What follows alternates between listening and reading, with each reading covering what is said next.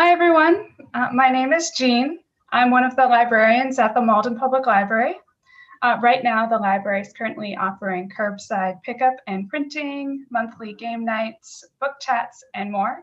So definitely check out what we've got going for you. And please check out the website, maldenpubliclibrary.org. It is my pleasure to welcome you tonight to the poetry reading with Peter F. Crowley, author of Those Who Hold Up the Earth, published this year by Kelsay Books. Peter F. Crowley is a Boston area author who works as a semantic enrichment specialist for an information science company. Recently, he has completed editing the upcoming satirical book, Typical Gypsy, by Kosovan Romani rights activist Zafer Buzoli. Peter's writings can be found in Boston Literary Magazine, Counterpunch, Opiate Magazine, Antiwar.com, Truth Out, and Visitant, among other publications. He's finishing up his first novel depicting rebellion, coming of age, and corporate pulse death. Definitely look forward to that, Peter. You can purchase a copy of the book through Peter's website, peterfcrowleyauthor.com, or request the book through the library catalog at mpl.bibliocommons.com. And I put the links to purchase Peter's book in the chat, so you can click on that and pick up a copy for yourself. Okay, Peter, thank you so much for joining us. Whenever you're ready, just take over. Sure. Thanks, Jean. Hi, everyone. Thanks to Malden Library for hosting this.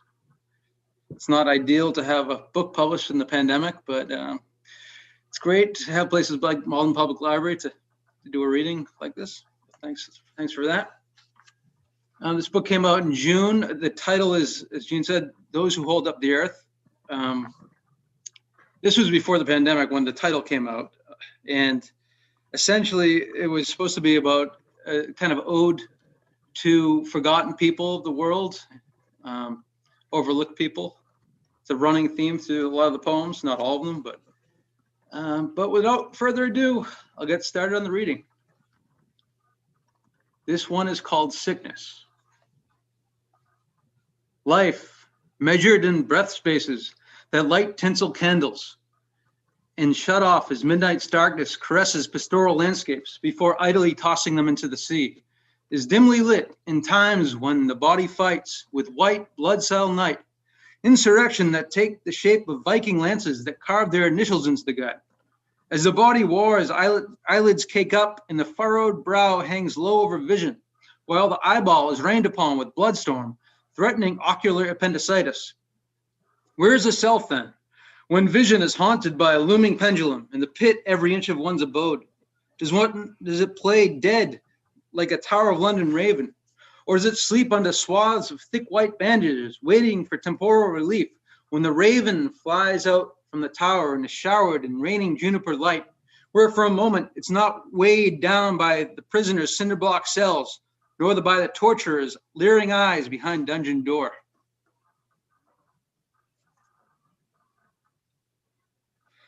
A little gloomy way to start, but then again, we're in the middle of a pandemic and things are getting a little worse. This one is called Handheld Magic, and you may have one in your pocket or on your table right now. Distraction, epicenter of thought halt. You drag arms in seared acerbic salt. With ease, shining vintage automobiles swathe the brow, but downward eyes are cast away from unfurling world to an enticing lava curl. Magic, rabbits pulled from black top paths and Houdini's underwater Charles River escapebags has been reduced to ennui. But lo, as it rests in the palms, it belongs to me. As with nature and the natives that we've taken over the gleaming reeds of civilization, born as an obsessed world nation. Now when someone speaks to us, we hear not. When we pass something in the car, it concerns us not. The self-driving automobile will know the way. For we've now transcended the last frontier, that of realite. This is called Marble Halls of August. I think Fairly, I could say it was influenced by Leonard Cohen. The marble halls of August, and the flowers are beginning to wilt. She said it was a strange ceremony, the way they murdered the thief. She said it as though she weren't there and had observed it as a spectator from afar. But I smelled her gruel and the festivities chime, mirroring the oceans in which her eyes swam. I saw her put her hand over her mouth as if she were hiding all that she became. And as the crowd unraveled, she saw God. I saw her take a punch to the face, and it was me, but not my hands.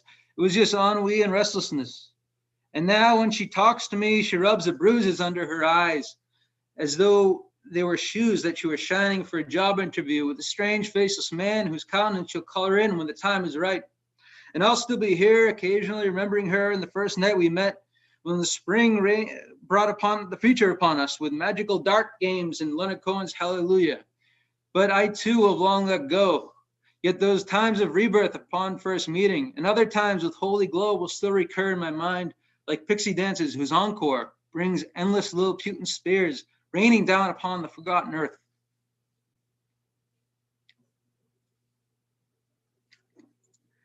This is it's a more local poem. It's called Ode to Everett Malden. In the near distance, half hidden behind a high-rise apartment, is Vegas's upper forehead.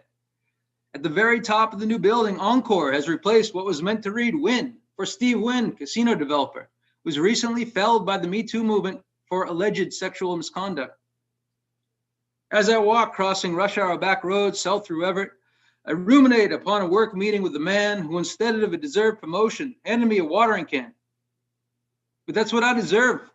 I live in the Everett Malden line. Didn't look at Ivy League school, and career climbing and networking are absent from blood. I deserve to live in a city where casinos find residents, altruistically lifting the economy. People in Brookline, Winchester, and Weston espouse the new casino's benefits, but how far they keep it from their homes. Towards Everett, most of the faces I see are Hispanic immigrants. Some walk home from blue-collar work, and there are mothers rolling their children in strollers and kids riding bikes. The other way, towards Malden, is more mixed. Hispanic Americans, mostly non-immigrant. Chinese, lower middle-class blacks and whites, and not a small number of South Asians. We're essentially all in the same boat. The wind's lust, which sculpts the waves, is oceans away.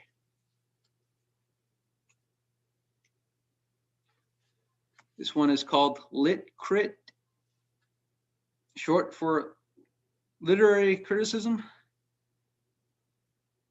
Adjective, the writer's satire, the apostate to editor, who conducts adjectival ethnic cleansing. The ear should be as it is, not amorphous, pollen replete, warming, hallucinogenic, or stultified. The person shouldn't be awe-inspiring, loquacious, demeaning, or exploitive, or a bore. They should simply fit into employment application checkboxes, gay or straight or black, white, or Hispanic, and they should probably have tattoos, use drugs, or have interesting sex. Sentences should be short and get right to the point, as encouraged by Microsoft Word, an aspirational device meant to transform humanity into robotic algorithms, just as disease-ridden early states turned hunter-gatherers' mobility into slavery. But that's just how it is these days. That's what you and I want, even we who are ingestors of literature, because we'll never read the whole poem or short story if it doesn't mean certain checkbox criteria or fails to alight the same reflexive dopaminergic neurons that blaze fireworks from Facebook likes and Twitter retweets. We want our literature like McDonald's, a greasy meal for the whole family that leaves one bloated after eating and hungry an hour later. Is this Dostoevsky? Not quite. It's more a consumptive assortment of words feigning as literature, loaded with exorbitant amounts of butter, salt, and cheese. Or else checkbox dreams are realized, bereft of pulse.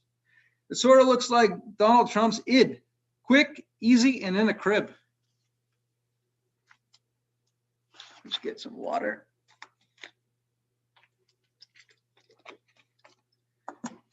Now, this is the title poem, Those Who Hold Up the Earth.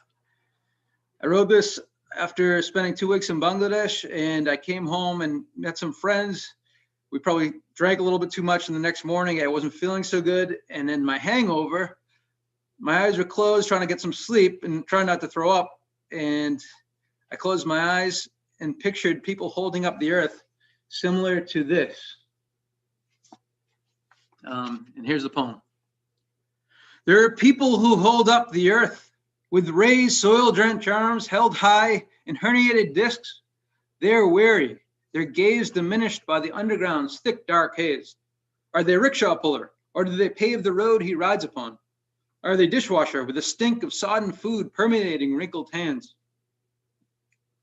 Sometimes, when the world grows more weighty, when teeth rip open the stomach of dreams and the outside is dispossessed of any allure, the ground they hold forces them to hunch over, their backs nearly breaking.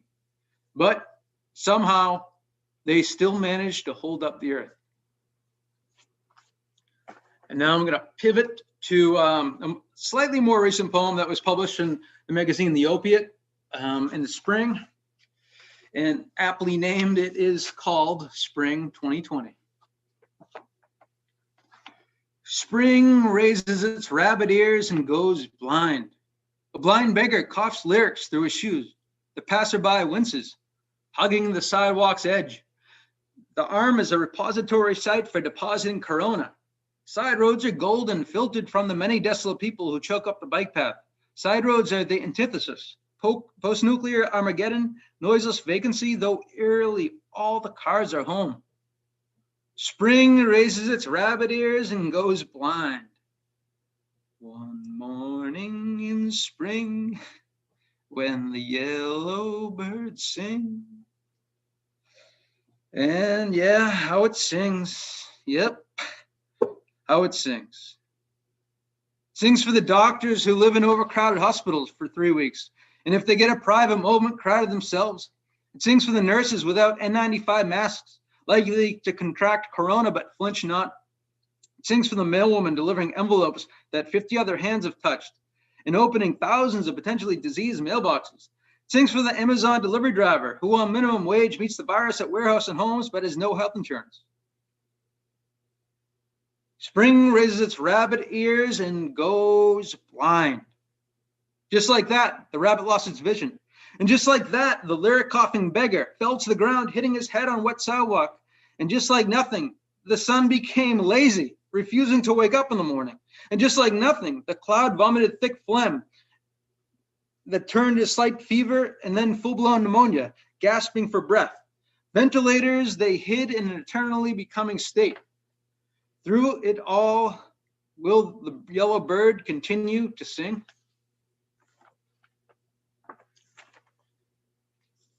And this one is another local-based poem. This could apply to any Papagino's or any pizza place in the world, but it's more of a scene than a poem. And there was a Papagino's in Malden about two years ago, and this is a scene from it. A short-haired woman in her mid-30s with a baseball cap on slides a long, flat, square tray into the rotating oven and checks to see if a pizza's ready. She talks with zeal to someone in detailed conversation through a headset. A community college student working the late shift complains to his graying middle-aged male colleague about previous patrons who took 4 Parmesan shakers to the table. They didn't need to take 4. They really didn't. The older man shrugs, uninterested. An attractive teenage girl, likely a junior or senior in high school, comes in and asks if her order's ready. It's not, so she stands by the front counter to wait. A couple minutes later, she addresses the middle-aged man cutting her pizza. Do you like my new dress? She asks, opening up her coat so he can see. Feigning indifference, he responds, how much does it cost you? She doesn't reply and instead asks him a minute later, Rob, could you bring up the pizzas to my car? It's so hot after it comes out of the oven. Silently, Rob obliges, exiting through the door separating pizza makers from customers. The high school senior girl starts to follow him out when her friend, who's simultaneously talking on the phone to what seems to be a group of guys about the night's plans, asks if they should hang out with the guys. The girl in the new dress responds, Nah, I don't want to hang around with them again tonight.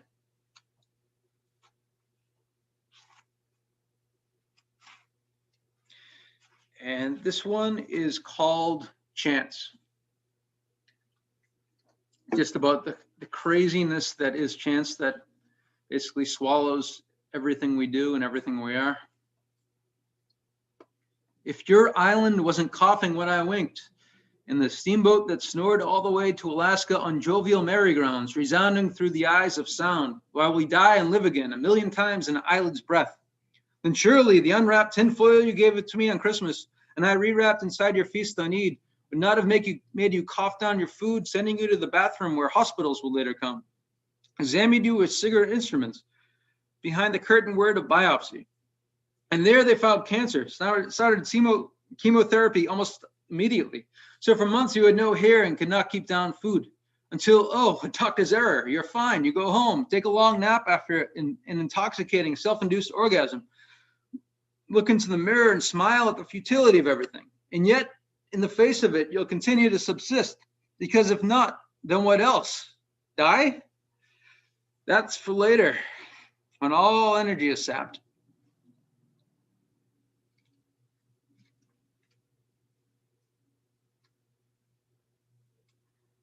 This one is a slogan you may have heard before. It's called Freedom's Not Free. Independent Sunshine was stopped by the police. Sunshine asked, "What's the matter? You don't like my freedom?" to a cop wearing a Freedom's Not Free hat. The cop timorously, albeit threateningly, waves an enormous American flag at Sunshine, as if scaring away foxes from a chicken coop. When Sunshine remarked, "Thanks for reminding me what country we're in," they were promptly arrested for violent defamation. Sunshine now sits in the county jail. When police tell family and friends of its truculent defamation, they nod knowingly.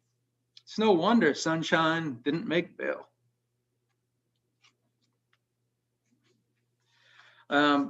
This is another one influenced by contemporary culture, more political culture in the last 5-6 years. It's called What We Know, We Already Know. They ate October for lunch, wiped their lips with handkerchief and drew a map of the world. Ginsberg's Gog and Magog haunted mirrors, forgotten gaze, and ate salad as an afterthought. What we know, we already know. What we know, we already know. We already know what we know. It's imperishable, like the taste of guava on a Dhaka morning with heat on the seat and war on the roads. It doesn't break down from tiny black hole slices in the mirrors gulping Adam's apple, nor from the stinking, putrid odor of truth. It will tell us where we are in the GPS, even if we lurk in a city fathoms away. And when we say that we'll live forever, Gog and Magog clap, not without a hint of irony, behind the marauding theater curtain drawn during a restless sleep.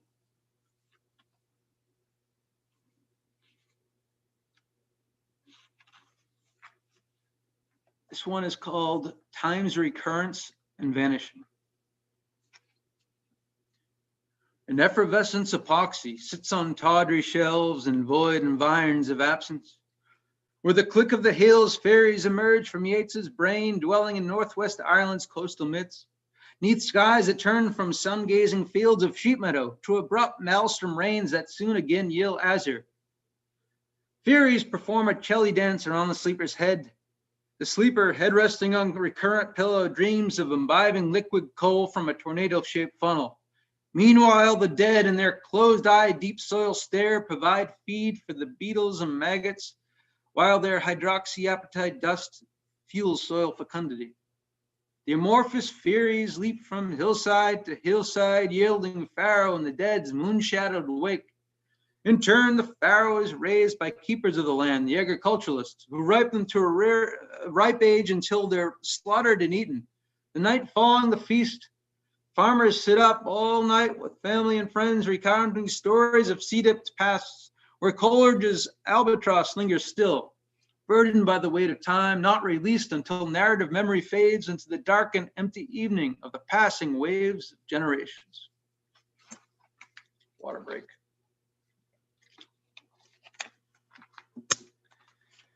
And this one is called, similar name, but not exactly the same poem, Time, from more of an individual's perspective. We run through time, its ghosts, its arrows, and its wings. Sometimes in the morning it becomes a damp cloth around our mouths and nostrils. Its stare that of an aardvark cornered by a hunter. Our gowns and flannels lose their color and the skin grows pallor.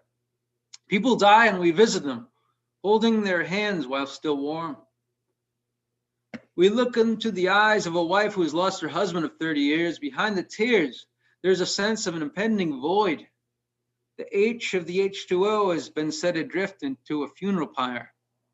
Then we drink more heavily, swollen by evasive memories, and ruminate upon our own death.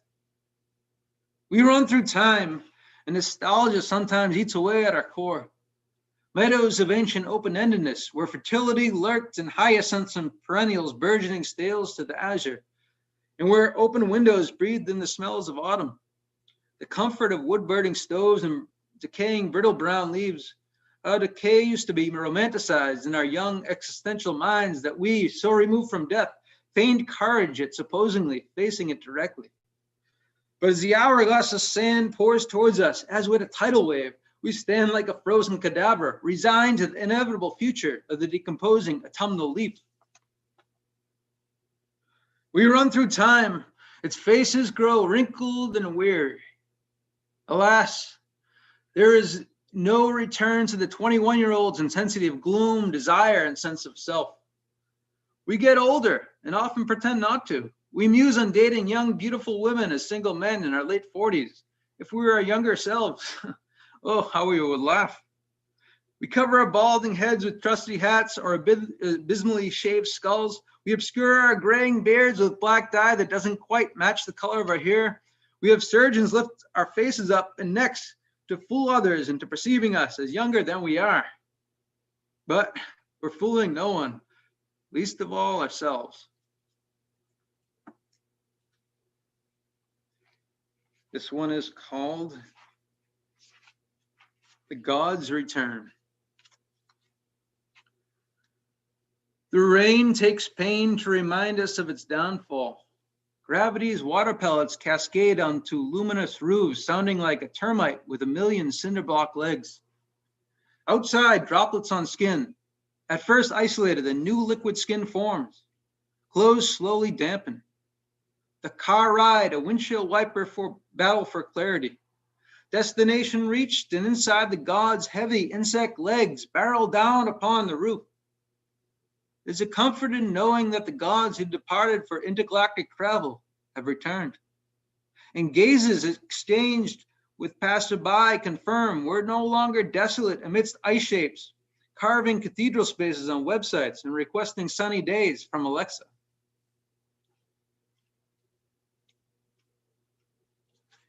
This one, it's probably the longest poem in the book I have. Bear with me. It is called Passport. It's about the push and pull of nationality, country, and sometimes people seem to hold it a little too tightly. I was born into these thick reeds upon emerging from the amorphous blue-green ocean. As I grew up with reed marks imprinted upon navel, I went to school, made some friends, and had crushes. In teenage years, when my face contorted in the mirror, reflecting multiple illuminated countenances, I donned a bandana from infancy's reed bed. I began traveling to the furthest reaches of the earth, witnessing the bizarre and confounding. A man with elephantitis at the back of a crowded cafeteria in Singapore's Little India, scorned by a man with his kid on a train from Tokyo to Nikko, who indicated that we'd taken a seat on an empty train, stuck on a dead-end train line near Haifa, where apparently I'd missed the Akinaba Haifa alert. My friend hugged by a child beggar in Florence after he handed her €2. A father's blistering rebuke of his son in a Prague train terminal. Sheep fortification jokes hitchhiking in Southwest Ireland, and also in Boston's Chinatown with Bengalis. Lamb gumabo, they told me. Hostility from a Syrian at an Ankara train station for not understanding his Turkish colleagues' instructions in broken English. A woman's angry gaze from a van passenger seat in Ramallah after accidentally snapping her picture when the van rode before her lens. But such othering and seeming radical alterity was overcome by warm conviviality. A random middle-aged man in Pendik, Turkey, who had been chatting with friends but stopped to lead us by foot almost a mile to a bus stop that we never would have found. Warm political debates in a Killarney pub with a bartender that continued hours past closing. Drinking into the wee hours with an Israeli colleague in West Jerusalem. Local neighborhood friendliness to strangers on a back road Florentine coffee shop where the coffee bar was replete with people standing and chatting before heading off into work. Empathy with the West Bank Palestinian as he pointed to the separation or segregation wall and showed us the roundabout difficulties of travel. Friendship born with a cabbie business management student as he sped us clear across the plains of South Central Turkey to Cappadocian caves where Hittite ghosts dreamed of ancient battles against Ramses II. Bon homie at a Bangladeshi American's turmeric ceremony in a tight underground Harlem venue. Jokes from Syrian waiters at an Istanbul restaurant. They had a macabre sense of humor. After telling us they're from Syria, they held imaginary machine guns, which they then pretended to shoot. Mollusks rotting waves to shore and cast back out into the sea's depths. Lovers shade drawn, push pull, ever stuck in the reeds tangle. I have a couple more, then I'll take some questions.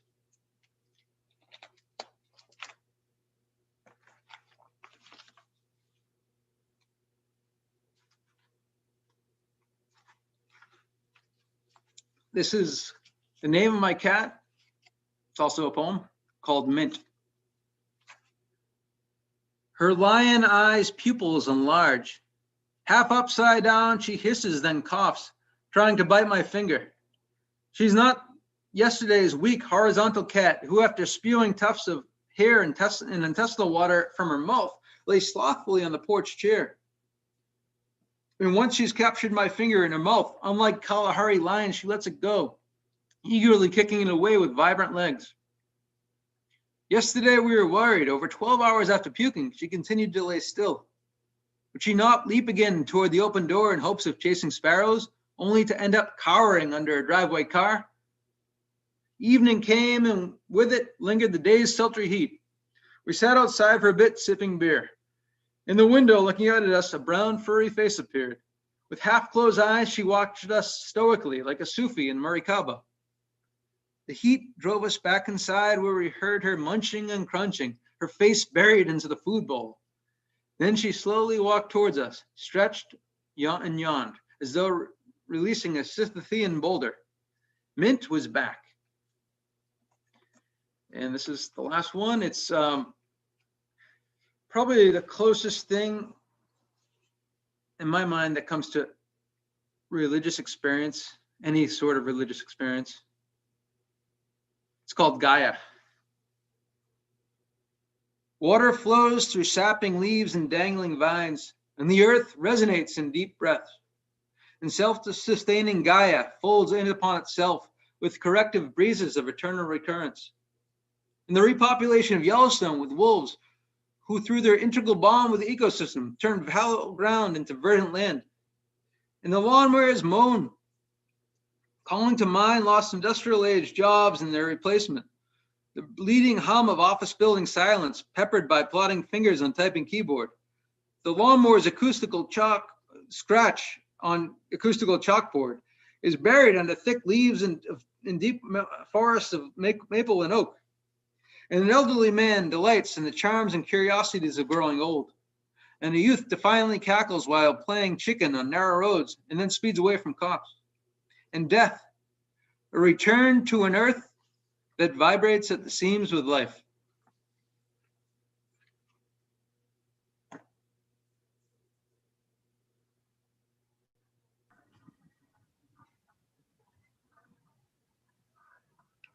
Thank you, Peter. That was great. So if anyone has any questions, please type them into the chat and I will ask them. But I did have some of my own questions, if that's all right. Sure. So Yeah, you're from Malden, and I heard a lot of Malden in your poetry. How much do you think that has influenced your writing since you came here?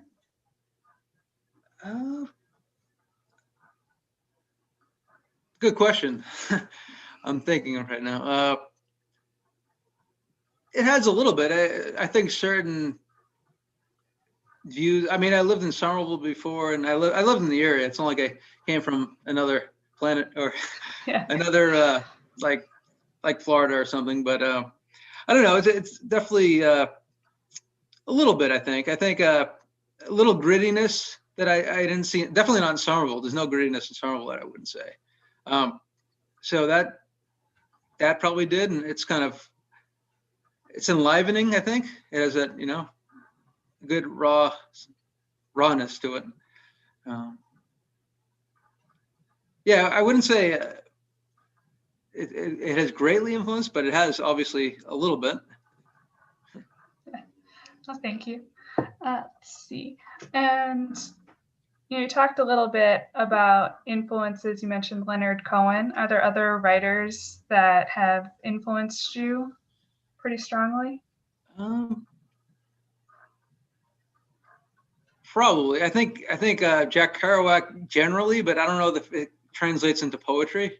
Like I read it like fiction and stuff too, and other stuff. But Langston Hughes, as I was saying, I wrote the title poem for this book when I was coming back from Bangladesh. It's a long flight, and I was just listening to different things on the airlines, and they had a poetry station. I heard Langston Hughes, A Dream Deferred. And they analyzed it too in the poetry station. So it kind of really got into that poem, and I really appreciated it. I think I'd read it before in grade school, but then I really felt it, and I liked the way he was posing questions and not really answering them. Just what does a dream deferred mean? Leaving it out there for the reader to wonder, and I think that certainly influenced my title poem. As far as other poems in the book, I think various things I think a dream. I have one poem called After Awakening from Briar Patch Dreams. It is basically it's a smorgasbord of dreams closed into a poem somehow in some kind of surrealist way. So that was a dream influenced poem. I think it really depends on the poem. Like some influenced by Leonard Cohen, some by Langston Hughes, some by just taking a walk down in my neighborhood, Everett Malden line, where I live. So it really depends. Okay, looks like we've got a question here from Stephen. Can you tell us more about the novel you're working on? I guess it's in the works, so it's I think you're not supposed to, right? That's what I heard. But yeah, it's just it's transformed from what I initially thought. I thought it was going to be an autobiography, like part autobiographical fiction and then part just total fiction. But it's turned into non-autobiography, total fiction, almost magic realism, sort of, where like separate realities line up. But it's not Harry Potter fantasy. No, I mean, it's not a fantasy. It's more like Marquez or something. At least that's what it aspires to. So it's kind of like that. It's coming of age. It's rebellion. There's a second part of the story where the person's stuck in a job. It's related to his upbringing and all that, and how he's stuck in it and the same struggles he faced growing up. He's stuck in it again when he's later in life, even though he rebelled successfully, but then he's stuck again later in life. So it's kind of like, yeah, it's transforming as I write it and keep editing it more and more. Did you start it before the pandemic, or has this been like a pandemic project? Oh no, yeah, I started like almost a year before. Like it's been in the works for a while, too long. I want to submit it to a publisher, but I just don't think it's quite ready yet. Has your writing process been affected at all? I wish it had. I mean, well, then maybe I don't, because then like I've been lucky enough to keep my job. So it really hasn't in a certain sense, but then again, I don't experience the same things I would have otherwise. You know, like I'm not really seeing people as much, maybe in the distance occasionally, but even not really now. So I'm not having as many experiences. I'm not traveling. I'm not even going into Boston and walking around. Like, so it's, it's probably minimal experience. So I have to dig deeper, I think. Right. Try to find that inspiration. Yeah, exactly. Let's see. Okay. Yeah, it sounded like you travel a lot, like in your poetry, just all the references. Is that something that you consistently or have done a lot of, like traveling the world? Yeah. More or less, but I mean, I go through dry spells. Like I think this is gonna be a new dry spell, but like it's like, you know, like 5 years you don't leave the country or something like that, or maybe 8 years or something, and then you go like 3 places in 2 years. Just I don't know, but yeah, it's kind of been bunched up a little bit. You get the inspiration, and then all of a sudden you kind of travel. You know, you go to Florida and enjoy the sun or something. Yeah, I noticed you also write about time a lot. Is that something, you know, that I mean, time's always on our mind, right? Yeah. Is this something that you are doing, kind of an inner exploration of time, and like, why did you decide to focus on that? I think it's just been something always I've just ruminated upon, like just not purposely, just it's always been on my head, like death, time, you know, the end, the actual end. So like knowing that there's an actual end, that's it. And then, you know, then you take time more seriously, I think. And then knowing, you know, you got to do what you want to do as long as it doesn't hurt people in the time you have. And then exploring different aspects of time and what does time mean across generations, and how are themes different, or not themes, but themes across history kind of recycled. That was about one of the poems, Time's Recurrence and Vanishing.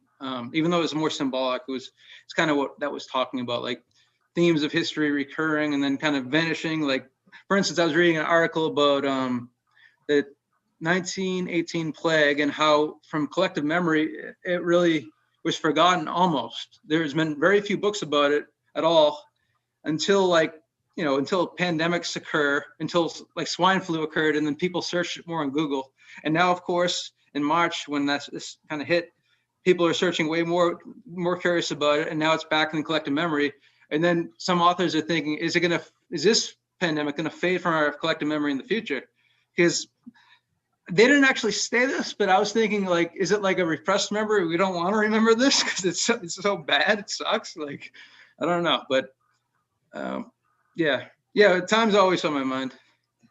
Yeah, and that's why documentation and like archives are so important, because then history is there waiting for us when we need it. It's true. Very true. Let's see. Okay, I don't think we have any more questions from the audience. If you do, just type that in real quick. Is there anything else, Peter, that you wanted to talk about tonight? Not really. I mean, no, I really appreciate the opportunity to, you know, give a virtual reading in the pandemic. I appreciate it to Eugene and to Malden Library. You know, I really appreciate it. It's great. There are some opportunities, but I feel like there aren't as many as there would be in normal times. So it's great to have this. Well, thank you so much for doing it. It's always important for us to be having authors share their work. I wish we could do a little bit more often. If you are interested in Peter's book, you can find it in the chat. I have the links there, kelsaybooks.com or on Amazon. And you can also request it from the library through our catalog, mpl.bibliocommons.com. Thank you so much for joining us tonight, and I hope to see you at the next event. Thank you, Peter. Thank you. Bye. Bye. See you, Jean.